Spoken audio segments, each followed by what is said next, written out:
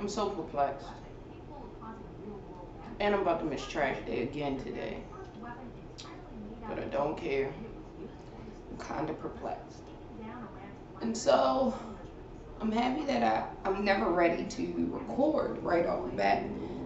Because then you don't get the raw emotion, you get the processed emotion, which is great because I really want people in this generation to start processing their emotions before they want people to engage with their emotions. Because, like, 9 times out of 10, that raw emotion you don't have a complete handle on. Like, for example, I'm perplexed about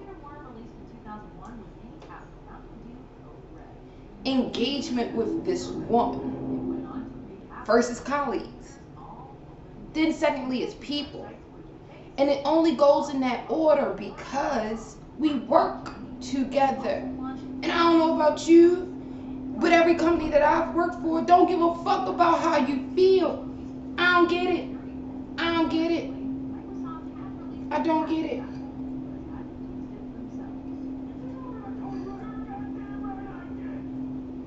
I don't get it.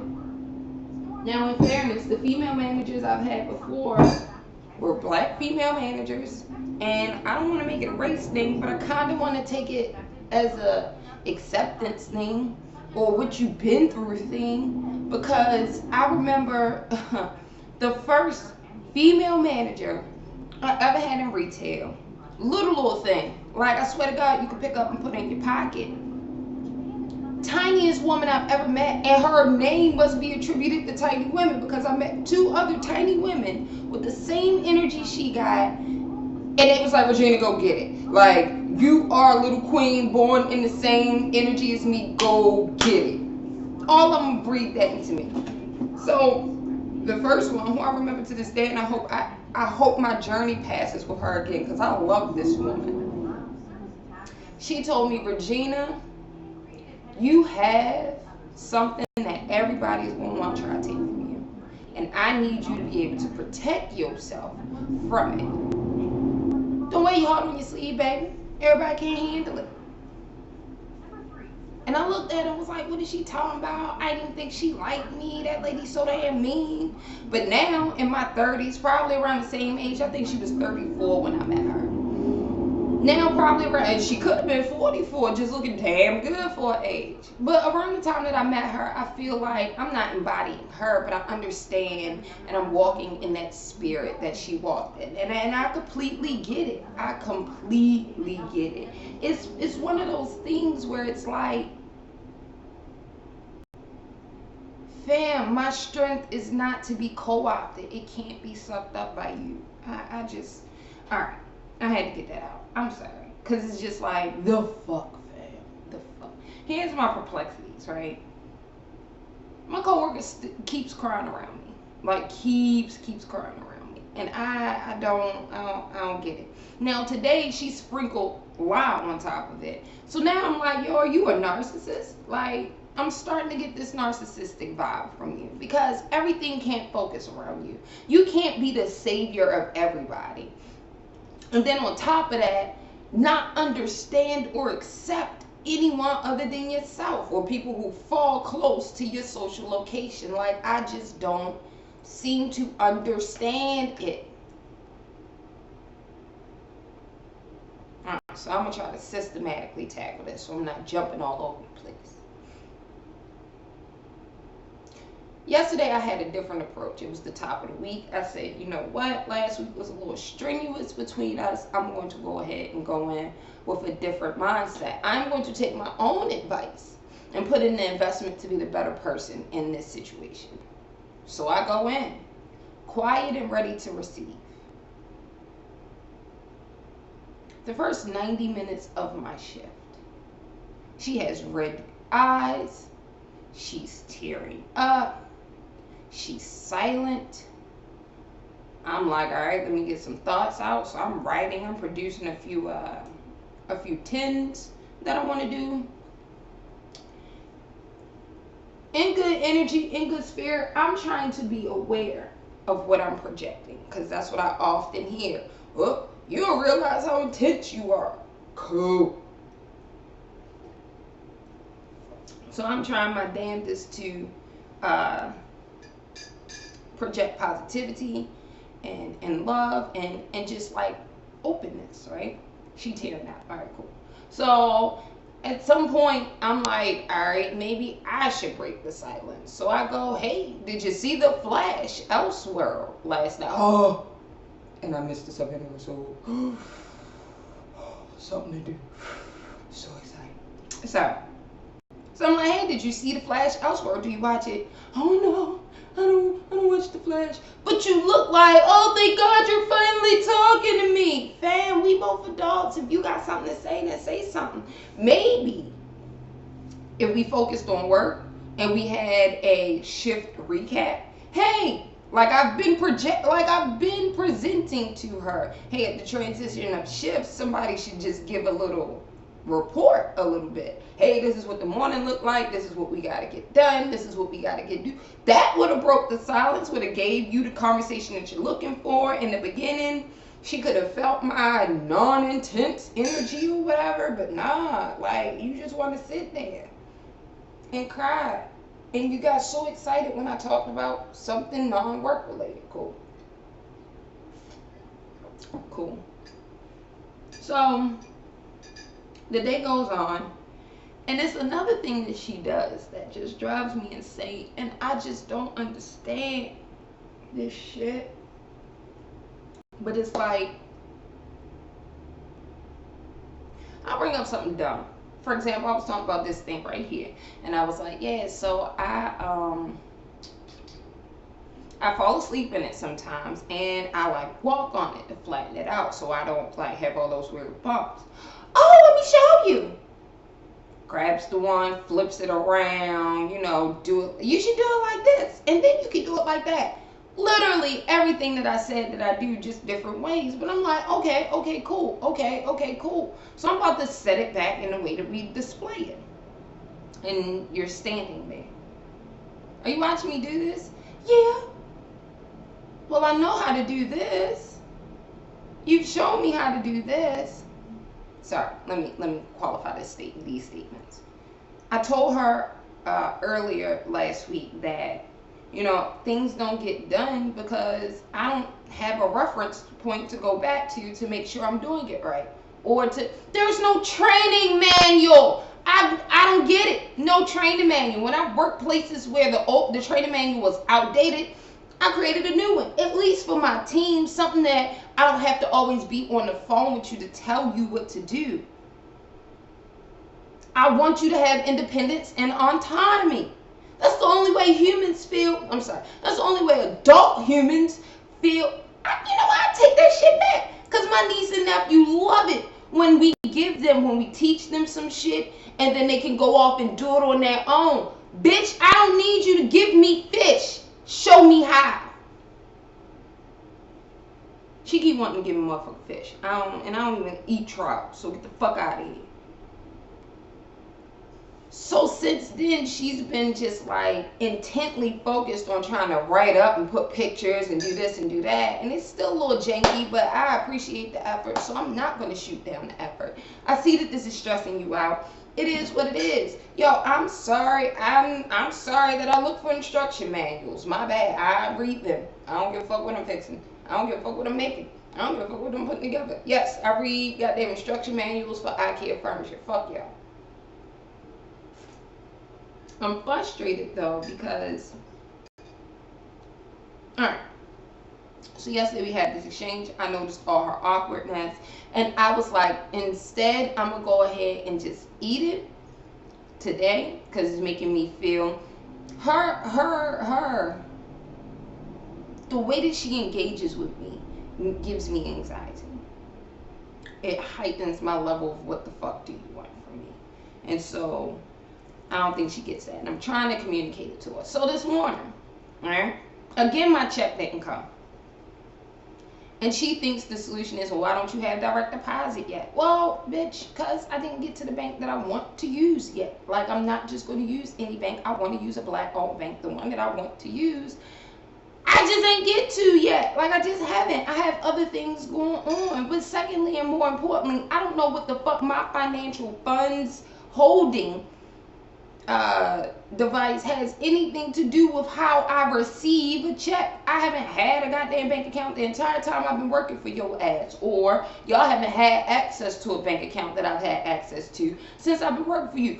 And I've been getting my checks, so now all of a fucking sudden I didn't, baby. One don't correlate to the other.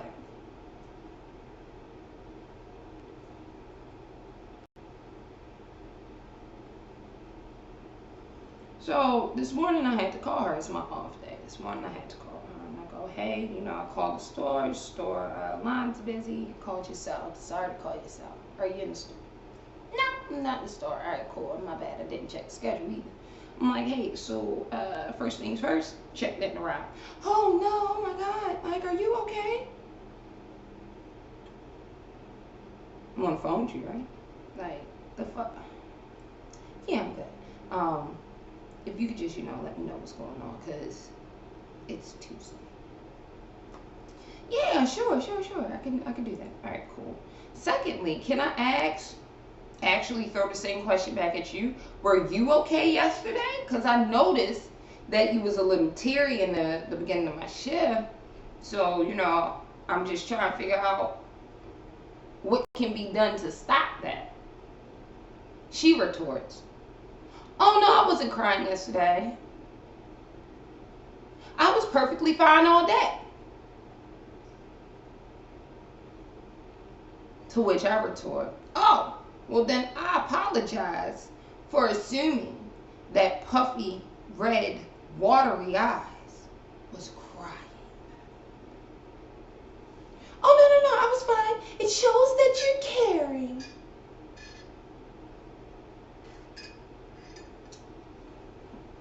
At what point of if I didn't care I wouldn't be here, didn't you understand when I told your ass that shit in June? Now I understand that back in May, June, and July, when I was telling you that some of the racist comments or some of the comments that you guys are making, based off of them being funny, aren't funny, when you was reclusive in the corner with the person that I thought was the ringleader of the shit, I now don't trust those conversations that you brought back to me. Because clearly you're a fucking liar. Alright, so you lie. And now it clicked in my head, bing, Regina, is she a narcissist? I don't know. But she seems like one. And here's why. She lies a lot and over-exaggerates stories. She makes, and when she does tell these stories, she makes herself seem like Super Saver her. And I say it that way because yesterday she also goes on to talk about a former colleague of hers who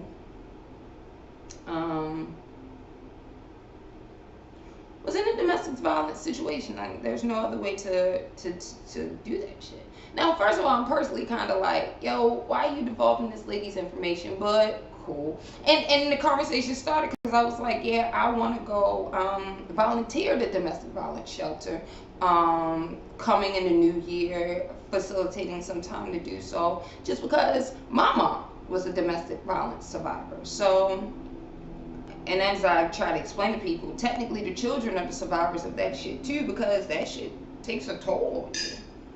It takes a toll on you. So I just let that fall out my mouth because I'm sweeping the floor and I'm thinking, and I'm a pretty open person when I want to be. And so, I let that fall out, and so she responds with this story of her friend. And then she goes, yeah, in domestic violence situations, I always find myself getting mad at the woman. And I said to her, you know what, unfortunately, I can understand that thought process because it comes from a thought process of being strong, a strong woman. I would never put myself in that situation, woman. I was like, but until you find yourself in that situation, you can't really say what the fuck you'll do. I was like, so what I have in turn turned it to was asking her, what does she value? What is her value system like? Not necessarily what is making her stay, but what is outweighing the implications of her staying. because that is probably what we should tackle, right? For example, in my life, my mom didn't want to break up what a family was, right? And so it was important for her children to be in their father's light, to which I respect, understand, and will love her to this day for giving me those values too. How the fuck ever, my God. I will not subject my children to immense, unretrievable fucking abuse out of the fear of them not having their father. Nigga, their well-being outweighs yours and mine. So if I gotta die or kill you to protect them, and then I ain't even got no kids yet, because I know the average saying is if you ain't got no kids, you can't think about how to protect them. You can eat my whole ass, because I understand what loving somebody beyond yourself looks like. That's all it is to be a parent. You love motherfuckers beyond yourself because once upon a time they didn't exist. I get that. I will die for mine. Okay? And they ain't here yet. So this woman is going on about how, but I told her I would help her. That don't mean shit. But I told her I would, pack her shit up and I would use my money and I would buy all of it. For real, if you already in a vulnerable state, like getting your ass whooped, you don't want anybody else to then come and save you, because then you're indebted to that motherfucker. Debt to another motherfucker who you kind of don't know, you probably not feeling leaving one fucked up attachment situation to another fucked up attachment situation. But that's who she wants to be, a colleague, my coworker. My coworker wants to always be in the forefront of everybody else's bullshit, taking the brunt of everything, but she can't handle it. She can't handle it. Bam! In turn, and she's told me this before, you can just handle it all. No, bitch. I handle what I handle. It's a difference. Like, it's a whole difference. A lot of shit gets thrown at me now. And at 33, I will happily be like, oh, for real? Damn, son.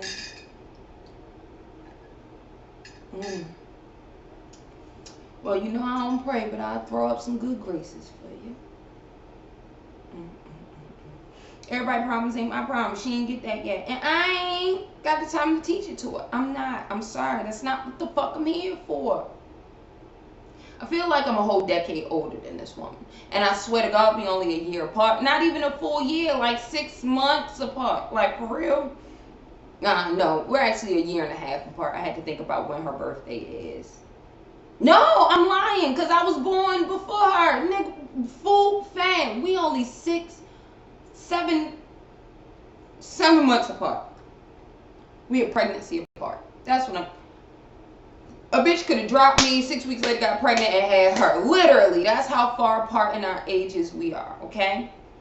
So in my mind, I'm like, yo, most 80s babies have gone through the same thing. Fuck no. I really think there was an 80s black upbringing and there was an 80s white upbringing. And now that we meeting at 30-something, it's like, what the fuck is wrong with y'all over there? What you mean? You ain't got no rules and boundaries. But I feel like this is what happens when you give people participation awards.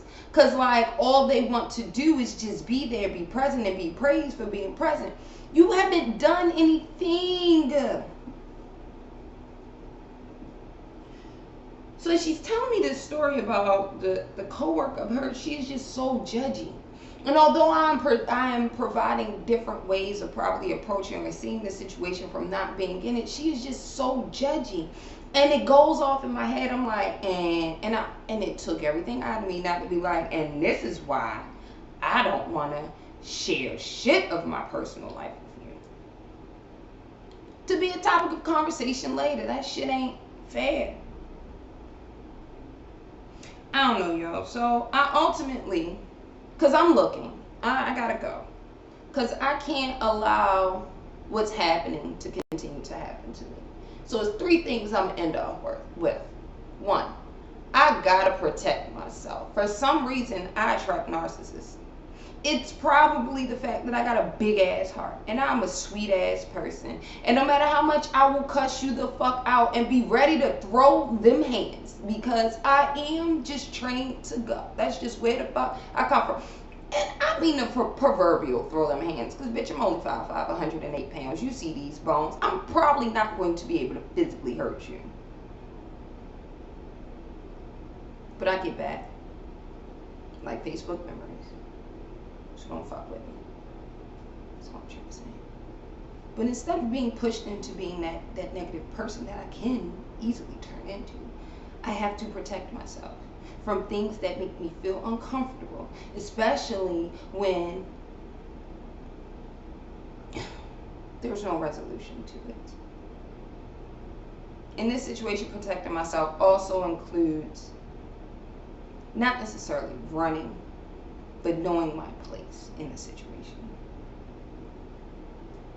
The second thing this whole situation is letting me realize is that I have grown up in a generation of people who don't know how to make friends. And I don't care what nobody say.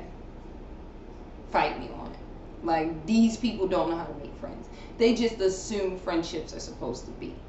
Again, the remnants of a participation award. I showed up, we both here, so let me get what I want so you can get what you want. No. I know how to make friends.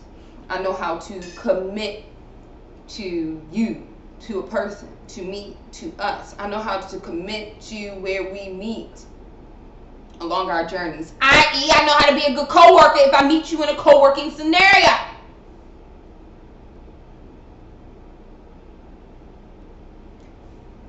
I attribute that skill to the fact that I not only joined the team, built the team, lost my positioning in that team, and then regained it of 100 mother children's. I'm trying to not curse as much. In high school, in an atmosphere where people told me it couldn't be done. I know that.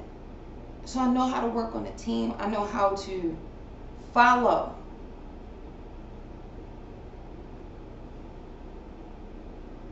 I know how to engage with human beings. Maybe that's what's perplexing me. Then why am I having so many issues with this human being? The last thing I'm learning is, again, the same adage that I am giving to her. I can't save everybody. I'm not here to save. I can't. Look, I literally hear the Project Pack in my head most days. Don't save her, she'll wanna. I wanna be saved. No, you don't, bitch, because you in the background still twerking to Don't Save Her. You don't wanna be saved. And I can't save everybody. And as I'm trying to stop saving everybody, she gotta stop jumping in my path. I honestly feel like all of this would resolve for me if she would just work. Just effortlessly work. Like, let's just get this job done. Let's call these customers. Let's hire these people. Let's get the store staffed. Because, I mean, I'm going to find something that fulfills me.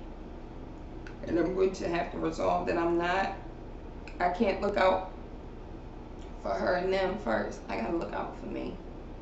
So, I apologize for bringing you this perplexed confuffle of confuckery. But I had to get it off my chest. And hopefully this will save you from having that dumbass, she got me fucked up conversation with your man or your girlfriend or whoever is tired of hearing that. Maybe listening to my she got me fucked up story will have you process yours a little differently. No, shorty got me fucked up. Like, all the way fucked up. All the way fucked up. She got me vexed. She got me twisted. Bitch, like, I don't know. Like, yeah, yo, like, be nervous. Be nervous when a person of color run out of words and then start touching themselves. Like, be nervous. She got me there.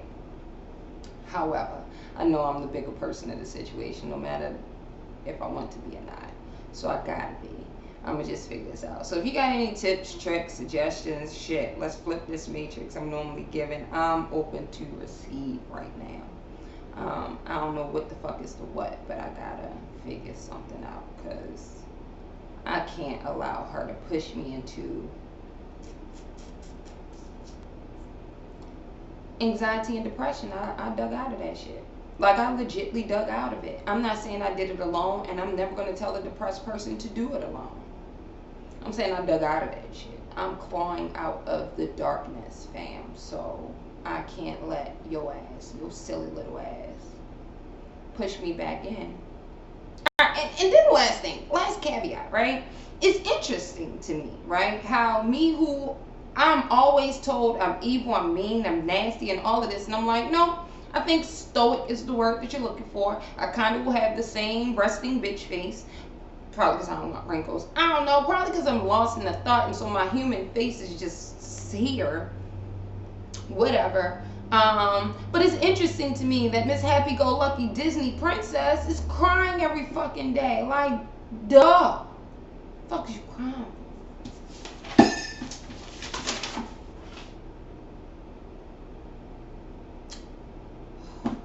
I don't know. I'm going to be a better person.